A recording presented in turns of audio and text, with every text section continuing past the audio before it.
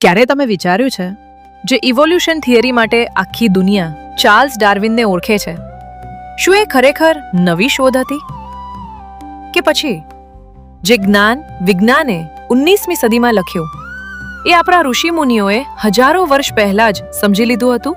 વાત શરૂ થાય છે ત્યાંથી, જ્યાં વિજ્ઞાન કહે છે જીવનની શરૂઆત પાણીમાંથી થઈ અને સનાતન ધર્મ કહે છે ભગવાન વિષ્ણુનો પ્રથમ અવતાર હતો મત્સ્ય, એક માછલી, જલચર જીવન.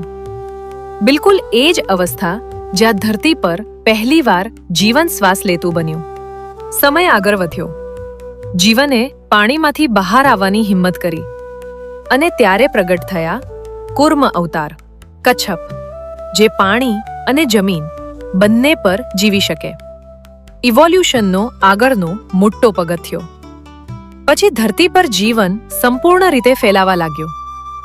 જંગલો ઊભા થયા, કીચડ ફેલાયું અને એ જ ધરતીને ઉચકી લાવ્યા. વરાહ અવતાર, એક શક્તિશાળી સ્થલચર સ્તનધારી. હવે જીવન સંપૂર્ણ રીતે જમીન પર આવી ગયું હતું. પર કહાની અહીં પૂરી નથી થતી. પછી આવ્યો એ સમય જ્યારે જીવ જાનવર પણ હતો અને માણસ બનવાની દિશામાં આગળ વધી રહ્યો હતો. અને ત્યારે અવતાર થયો નરસિંહ, અડધો સિંહ અડધો માનવ. ઇવોલ્યુશનનો ટ્રાન્ઝિશનલ ફેઝ. પછી માનવનું સ્વરૂપ બદલાયું. શરીર નાનું હતું પણ બુદ્ધિ તેજ હતી. આ હતા વામન અવતાર. વિજ્ઞાન જેને કહે છે અર્લી હ્યુમન્સ. સમય સાથે મનુષ્યે સાધનો બનાવ્યા, હથિયારો ઉઠાવ્યા, કબીલા બનાવ્યા, યુદ્ધો શરૂ થયા અને ત્યારે આવ્યા પરશુરામ, હાથમાં કુહાડી, સભ્યતાના કઠોર પરંતુ જરૂરી તબક્કાનો પ્રતીક. પછી મનુષ્યએ ફક્ત લડવું નહીં પણ નિયમોમાં જીવવું શીખ્યું અને પ્રગટ થયા મર્યાદા પુરુષોત્તમ શ્રીરામ.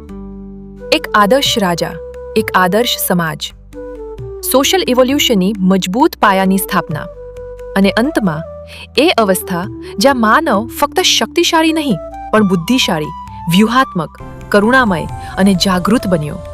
શ્રી કૃષ્ણ. પૂર્ણ માનવ ચેતના. ઇવોલ્યુશનની ચરમસીમા. હવે જરા વિચારશો, શું આ બધું માત્ર એક સંયોગ છે કે પછી દશાવતાર ખરેખર ઇવોલ્યુશનની 10 સીડીઓ છે?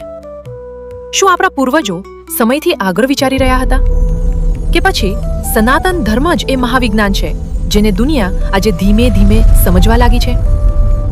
જો તમને પણ તમારી જડ પર ગર્વ છે